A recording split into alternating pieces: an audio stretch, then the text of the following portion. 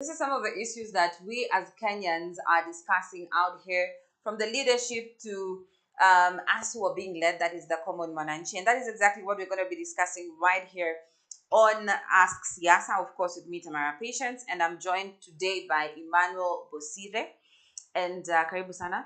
So we're going to be talking about the cost of living, in Kenya. And I was actually asking Emmanuel earlier on a question, because most Kenyans are complaining, or just complaining, oh, the cost of living is high, the cost of living is unbearable, and all that. But do you actually know what the cost of living means? Or what does it necessarily mean when the cost of living goes up or goes down? You know, and what contributes, or what entails living as a human being, living as a person in a country. So I'm going to give you opportunity again to clarify that to the people. Uh, first, there are things I could have been forgetting the real name. There are things that we do, but we are not aware if you're doing them. Mm-hmm. At times people can forget that we're human beings and breathing in at times. And what we'll be thinking about maybe how to look for money, how to sort out your bills. Now, this brings the cost of living. So the definition at times, it could not be important to many. But what it means that when you looking for money, the money that you have, is it able to cover for your basic expenses, such as food, such as rent, such as transportation, maybe to pay for your school fees and studies, and anything that you have as a bill. If the amount of money that you make, maybe per month, is able to sort out your monthly bills and then maybe remain with few to save, is what we call cost of living. So the alternative can be true. There are times you can find out that your bills supersedes the amount that you make per month or per day. So find out that people who don't make enough, that's able to pay for their bills, to pay for their food, pay for their rent, and pay for their studies, and maybe pay for their medication bills. So in this big picture, we get to understand this is what we mean by the cost of living. So to define it, maybe for others to understand that the cost of living, this is the amount of money that it's used to cover for the basic expenses such as food, for housing, for shelter and transportation, and maybe to remain with a few to save. Mm-hmm. Yeah. So I hope that now we are on the same page, of course. Now, looking at a country like Kenya, for example, we had the president talk about Kenyans have been living in luxury for such a long time, and it's time to actually cut off or try and reduce the kind of luxurious life that we lived as Kenyans. And the lifestyle, of course, of an individual, as you have described, is what equates to how much money you'll spend, for example, on housing, on rent, on healthcare as well, and all that. And looking now at the country during the previous regime and right now, according to your analysis, were Kenyans living in luxury, and what are some of the things that have now, or are Kenyans now experiencing, yenye tunaweza sema wame cut off the luxury and now they're living probably, let's say, within budget, or now we've seen the cost of living like rising up, um, as per what the president had actually stated. Tamara, at times we joke a lot to things that even are serious. To say that Kenyans have been living a luxurious life, it could be a discouragement and even and will even lack a better term. Uh, First, we have what we call needs. So needs, these are things that someone cannot survive No. if you don't have them. So some of the needs, we know that if you don't have food, you cannot survive. If you don't have what to put on, where, you will not survive. If you don't have a place to sleep, you will not be able to survive. And then we all have wants. Every person has what wants. So when you have wants, you'll be looking for ways and means on how to improve yourself so that you will be able to get your wants. And then we'll be having another category of comforts. You find out that yes, I have maybe food now. I have somewhere to sleep and I have some clothes to wear on. And maybe now if you decide to go for something extra, maybe buy yourself a car, that will be a comfort. Maybe the seats that you have in your house are the maybe plastic chairs and you want to change, maybe to have other kinds of comfortable seats, that will be in a comfort. And then by the time you reach luxury, that you have everything that every pride person can have. You have a lot of land, you're doing assets, you've got vehicles, you walk in and out of a country any moment. So you see all these levels until you reach a point you say that you're living a luxurious life. How many levels are there? But the sad reality is that majority of our Kenyans or majority of our people still remain the first level of needs. People don't have, you know, cost of living at times can be associated with wages. No. You don't have wages. You don't have maybe a permanent employment. You don't have a business. You don't have a stream that's generating income for you. So this one will affect your psychology because at times if you make money, it's not able to fit your bills and sort out your bills the whole month or maybe the year. So you find out that when Kenyans are still living at the point of needs, it will be very, very sad to say that Kenyans now at the moment, you'll be living a luxurious life now that the former government, that maybe the government of Mwai Kibaki, the government of Uhuru Kenyatta made you to live a luxurious life. But me as a president, me as William Ruto, have brought you this sad truth to tell you that things have not really how they're working. Maybe the former regimes used to give subsidies on things that Kenyans were enjoying. At times, it could be giving subsidies on fuel. And this one, Kenyans maybe enjoyed the affordable cost of fuel, but it was posing a very big problem to the government itself. Something that maybe made them to go for asking for debts from other countries, from the IMF and others. Something that made the government to strain. At times, now that you are in government, you can be made to strain by the people that you are leading. And when you strain the government, at times, you will stretch your services as government until you not stretch anymore.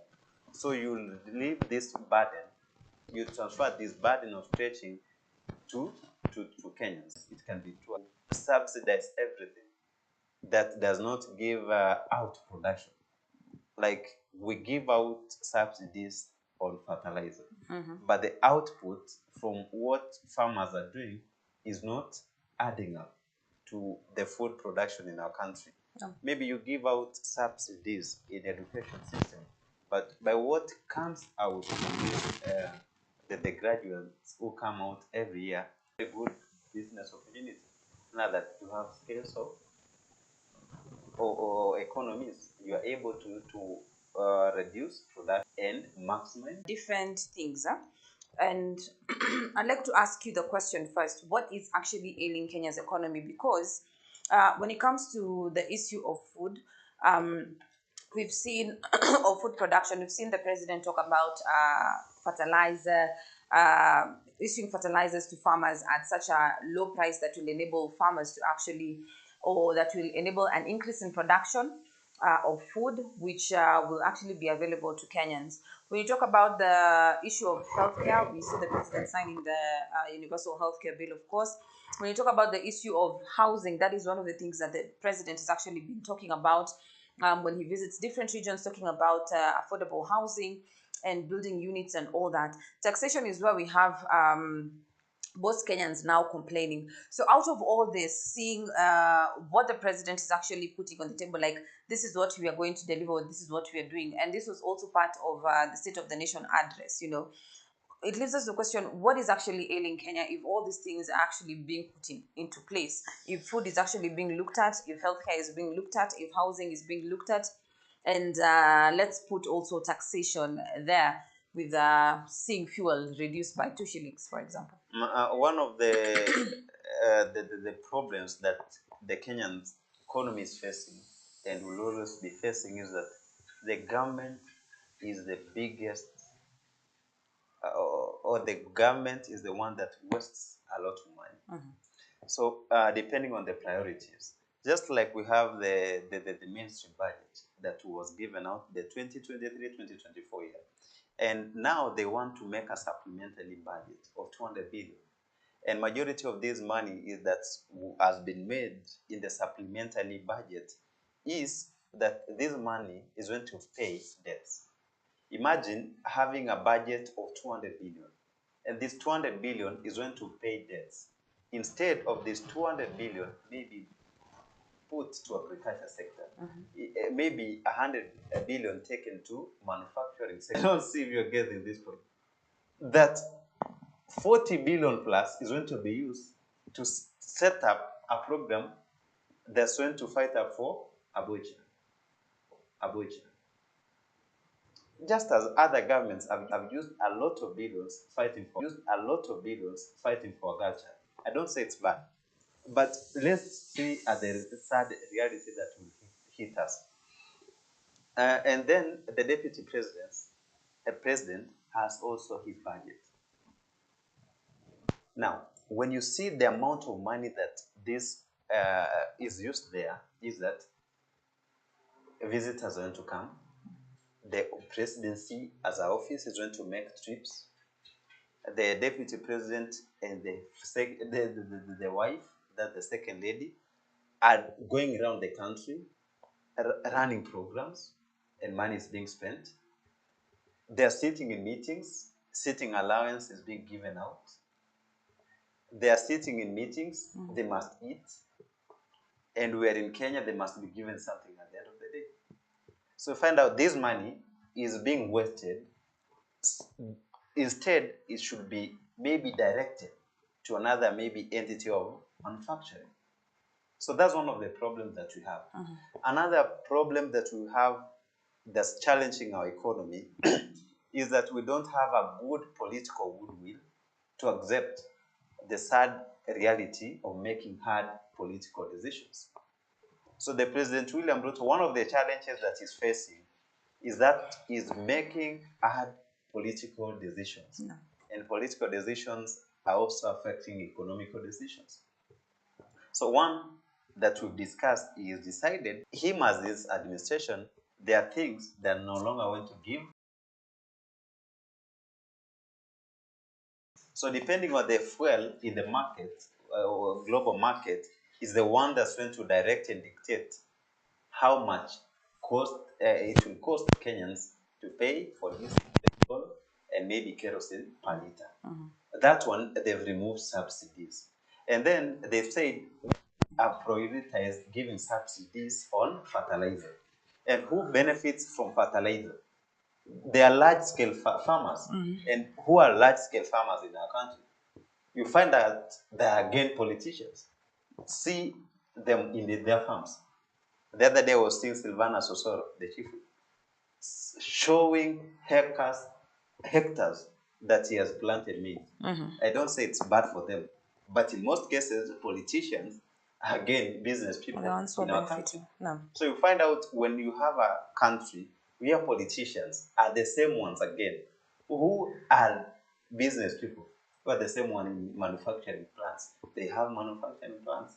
They have manufacturing industries. So when they have all those, and they are the ones who make laws, do you think they make laws that will affect themselves? Obviously not. So they will come and tell us that we've given subsidies to fertilizers. And you find a small-scale farmer, now that land is becoming a scarce commodity, farmers don't even have one. So we that this subsidized fertilizers benefited them. So that's the main challenge that we're having as a government, of finding it difficult to accept the hard political goodwill to accept hard decisions. So these decisions come up with taxation. When you overtax again, it becomes a burden to and at the end it bears a big challenge to economy, and we will be having a bad economy. We will not have a good economy very soon. We will not. Just like they did the fuel price. Walipunguza shilingi mbili. Wangoja 1 month wataongeza by 20.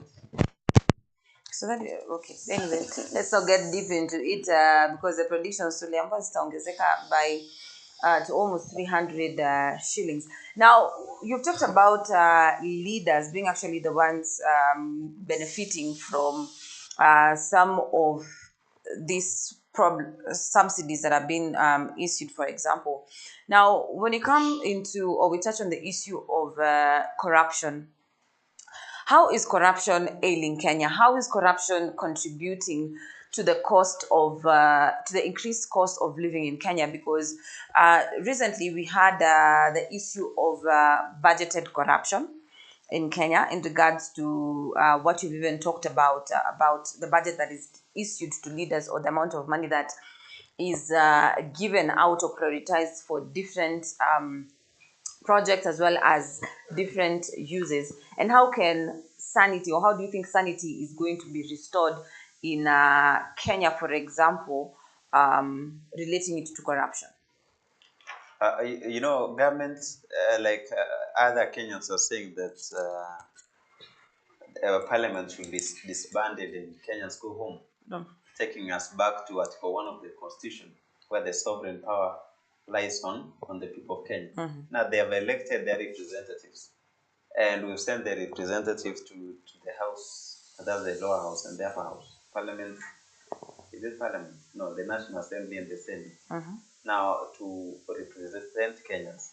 So you find out that these leaders that we've given opportunity to represent us, they don't now go to represent us, but instead they go for party supremacy. They want to serve their gods. They want to massage the government. They don't want to talk ill about the government. So you find out that they have been threatened. So wherever you being heard speaking ill of the government, if you are in a parliamentary maybe budget committee, you're going to be whipped and someone else is going to be given. And now looking at the allowances of you being in that committee, you keep quiet at the expense of who? The Kenyan who have voted you in so that you represent Kenyans. And this is one of the key challenges that we have, that still we've not really reached the point where we know how to elect our leaders, because voting is one thing, and then demanding of our leaders is another thing.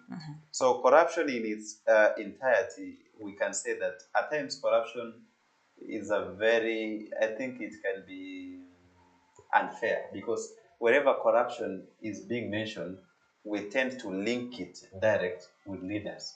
That's what we have. So long as you hear corruption, you link it to a leader. But without knowing that a leader can be clean, but the system itself is rotten. So if you enter into a system maybe of maybe the National Constituency Development Fund, the CDF, and you find out that the system here has been that this amount must be given to so and so for this and so to get this project or tender. So find out the system in itself is rotten. You coming in as new blood, you either adapt to the system or you be knocked out from the system. So like what we're seeing is that President William Ruto could have been having good thoughts of moving Kenya from one region to another. And maybe before I come to him, just what Anne did. She went to bring 17 billion in bringing fuel into Kenya, where this market is controlled by cartel. What happened? And Of course, Kenyans yes. know. Yeah, Kenyans So know. you cannot come and enter a market that is already controlled. So you can find out that the system or our country has been controlled by maybe the IMF. from Washington. So what the president is doing is only taking orders from above. No. Taking orders from Above. above. Yeah. So him as an individual or as government, it could be very difficult for him to be able to move out the country. He gives out a good speech, and then the 2 or 3 days he's been caught and lectured. And that's why you never see his actions being fully made. So he could have sat down with this good team and manifesto. One of the professors really said that people with ideas don't have power, and those with power, they don't have ideas. ideas. Yeah. So you could be having ideas before you get into leadership position. You say, I will do terrible things. I will change my constituency. I will change my ward. I will change my county. Now get that power. The ideas that you're bringing up are being controlled. They're entities that are controlling you. So there are people who've really invested in politics. There are people who've invested in policy formulation processes. No. So in this whole picture, I don't know if we can call it corruption or corrupt. I don't know. So this is what's affecting us as a country. So when you have good ideas on how you want a policy to be made, some cartels and middlemen have sat and looked at this big picture of what you're trying to put. They've seen if it goes through, these are the challenges that it will pose to them. And if it's going for their advantage, it will pass. So if it's going to affect them, it will not do what? It will not pass. So this is what we have. So we will keep on blaming leaders instead of blaming the governance system. So if we had maybe a way whereby these middlemen are not there, and we've been moved out, and we're having now one-on-one government business talks. So we, instead of going for commerce, we have a discussion between Kenya and Uganda. You know, Uganda is one of the main country, is one of the leading countries that imports majority of Kenyan commodities. Our tea goes to Uganda, sugar goes to Uganda. Anything that Kenyans make, majority of it is gone to Uganda. But instead of looking for other ways, it can go to South Africa, go to Congo, maybe get out of Africa and beyond. It's being controlled. So these ones who are controlling are the government systems. So you as a leader, you'll only be changed because you are not working by what the government system needs. So if the government system needs someone to advocate for the government system itself, they'll get you. But when you come and you have the interest of Kenyans, citizens, you not make it. But so that's why you must be corrupt. You must have deals. Also like Babu Wino. Babu Wino is saying that the challenge that you're facing in Kenya is corruption. How many cases himself he has been linked to corruption? Many cases. Talking maybe about I don't want to mention names, but I want to go to the few. Our president himself. How many corruption cases he has been involved? How many? Talking about the governors that we have, current serving governors, not those who are knocked out. How many? Majority of them have been linked up with corruption cases. Talk about our MCAs. Talk about our MPs. And let me tell you, if you are, I have a scenario whereby he stole a lot of billions from Mombasa ports, and he came to this, went and asked the seat. He took it early in the morning. He has money to dish out. When people are giving out 200, he's giving 1,000. Whom would you vote? This person has a good heart. He's helping. But we don't know where this money comes from. No. So there's a deal that has been done. There's a corruption scandal that he has been involved in. Because, sincerely speaking, with these hard economic times, where making money is very hard, will you make your hard-earned money to give it out easy? Of course not. There has to be something you benefit from it, most definitely. And maybe the last thing is about the Constitution also has given guidelines on borrowing. So you find out that we as a country, our debt ratio to that of GDP is very high. So we borrow a lot of money, but what we produce is little. It's like you go for a loan, get maybe 300,000, take your wife to Mombasa, and then you come and repay with interest, and maybe it will have accommodated to 500,000. That's a loss. But when you take the 300,000, purchase a piece of land, do agriculture, and then it gives you some 2 million. That's what we say growth. So Kenyans, we go and borrow Eurobond, we borrow from IMF a lot of money. When we borrow this a lot of money, we come and put it in leadership allowances. The government itself wastes a lot of money. I had a friend who went to a governor to ask money for a church. And the governor gave out 50,000. So the friend said, I've worked tirelessly to get this money. Of this 50,000, first give me 15,000 this morning. Allah. So if I buy this idea of what the national government could be doing, they go out, have a deal, get maybe 10 billion, and then someone will say, I've worked hard for this money. Of this 10 billion, let me get 3 billion first. And then who will repay it? Who will repay the billions the Kenyans get? We Kenyans are the ones who want to repay it at the end of the day. So those are many problems, but I wish time could have allowed us, but we can explain this and then. Oh, most definitely, because it's something that is actually ailing a lot of Kenyans. And the talk left, right, and center is about the increased cost of living, how Kenya can regain its sanity as well. We're talking about the issue of curing corruption as well as misplaced priorities in Kenya. But this and more discussions, of course, we're going to be having them mostly on the Q&A table and on Ask Siasa as well. Remember, it's all about your opinion, and the comment section is very much open. Feel free to give us your opinions as well as your comments on the issues that we've discussed about corruption, about the cost of living, and about regaining or retaining sanity in Kenya's economy. And thank you so much, Emmanuel, for joining us. And to our dear viewers, we'll see you on the next Ask Siasa. Remember, it's all about your opinion.